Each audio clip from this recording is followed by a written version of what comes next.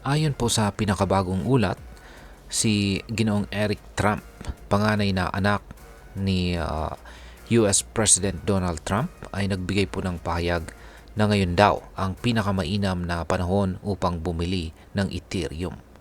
Yan, ngayong tanong ay bakit kaya?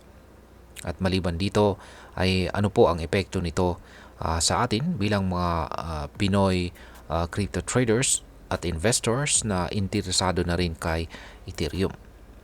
Kaya yan po yung mga katanungan na siyang ating sasagutin sa video na ito. Pero bago po tayo magpatuloy, ay nais ko lamang po munang bigyang linaw ang aking disclaimer kung saan ang nilalaman po ng video na ito ay hindi po ito isang financial advice. For education and information purposes lamang po ang layunin nito. At rin ang ating pong nakikita rito ay ang panganay na anak ni Pangulong Donald Trump na si Ginoong Eric Trump. Kaya ayan, umpisahan po natin sa kung sino nga ba itong si Ginoong Eric Trump at bakit po mahalaga ang kanyang pahayag. Si Ginoong Eric Trump ay ang panganay na anak ni Pangulong Donald Trump na isang kilalang negosyante at syempre Pangulo ng US. Bagamat hindi po siya eksperto sa cryptocurrency, ang kanyang pangalan ay malaki ang impluensya sa maraming tao, lalo na sa mga Trump supporters at saka investors. Kapag ang isang prominenteng tao na tulad niya ay nagbibigay ng pahayag tungkol sa isang crypto asset gaya ng Ethereum, nagkakaroon ito ng epekto sa market dahil may mga taong maaring sumunod sa kanyang suggestions. Ngayon ay ano po ang kalagayan ni Ethereum sa crypto market ngayon? Sa kasalukuyan ay hindi po gaanong impressive ang performance ni Ethereum ngayong bull cycle. Sa kabila po ng pagtaas ng ibang mga cryptocurrencies gaya po ni Bitcoin at XRP, nagkaroon po ng dalawang magkasunod na buwan na pagbaba itong si Ethereum. Pero nitong nakarang linggo ay nagkaroon po ng bahagyang pag-angat mula po sa mababang presyo na $2,152 patungong $2,879 na may katumbas na higit 33% appreciation. Ngayon ay bakit po sinasabing ngayon ang pinakamainam na panahon upang bumili ng Ethereum? Ayon po sa tweet ni Ginoong Eric Trump nitong nakalipas na February 3, 2025, sinabi po niya rito na sa kanyang opinyon, magandang panahon ngayon upang magdagdag ng Ethereum sa portfolio. Kaya bakit kaya? Meron pong dalawang posibleng dahilan.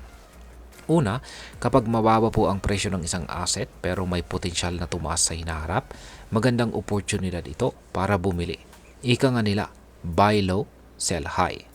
Pangalawa, posibleng nakikita po niya ang mga positibong pagbabago sa DeFi ecosystem, lalo na't ang World Liberty Financial or WLFI, isang DeFi protocol na inspirasyon ni Pangulong Donald Trump, ay patuloy na nagpapakita ng interest kay Ethereum.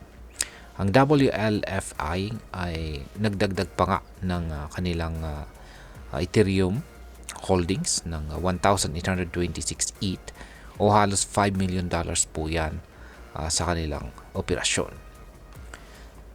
Ngayon ay ano naman po ang nangyari sa WLFI at bakit po ito pinag-uusapan ngayon? Ayan. Habang sinusuportahan po ni Ginoong Eric Trump ang Ethereum, abala naman po ang WLFI sa pag-expand ng kanilang Ethereum holdings.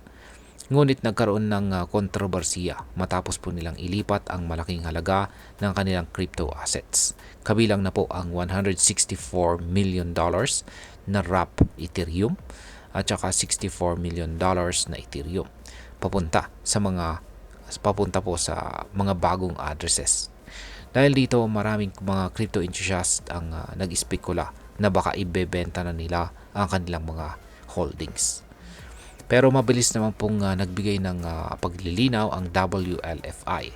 Ayon po sa kanilang pahayag sa Twitter, hindi raw ito sell-off kundi isang routine treasury management lamang para sa pagbabayad ng mga fees, expenses at pag-aayos ng kanilang working capital.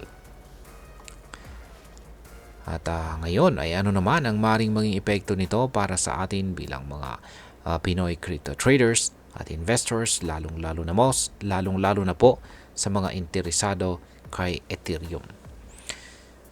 Ayan, una ay ang endorsement po mula kay Ginoong Eric Trump ay maaaring magdala ng pansamantalang bullish sentiment sa market.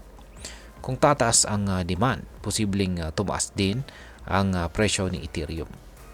Pangalawa, dapat pong maging maingat tayo sa mga balitang may kinalaman sa malalaking paggalaw ng assets tulad po ng ginawa ng WLFI. Ang ganitong mga aktibidad ay posibleng magdulot po kasi ng temporary volatility o pag-uga ng presyo. Kaya mahalaga pong maging updated at magkaroon po tayo ng malinaw na plano kung kailan po tayo bibili o magbebenta ng cryptocurrencies. At ayan, bilang panghuli ay ano naman ang aking masasabi tungkol dito. Sa tingin ko po, magandang balita ito para sa mga Ethereum investors na naghahanap ng signs ng recovery. Gayunpaman, hindi natin dapat basta-basta sundin ang mga endorsements mula sa mga kilalang personalidad, lalo na kung walang sapat na financial background. Laging tandaan na ang pag-i-invest sa cryptocurrency ay may kaakibat na mataas na risk. Para sa atin, mas mainam po na pag-aralan muna natin ang market trends. Tignan ang mga fundamental developments sa Ethereum at gamitin ang tamang diskarte bago magdesisyon. Sa panahon ng financial uncertainty, knowledge is power. At ayan, hanggang dito na lamang po tayo sa video na ito mga ka-crypto. Sana po ay inyong nagustuhan ang aking paliwanag sa video na ito. Kung inyo po itong nagustuhan, pakiclick lamang po ang like button nito. Marami pong salamat sa panonood. Ingat po tayo lagi at God bless po sa ating lahat.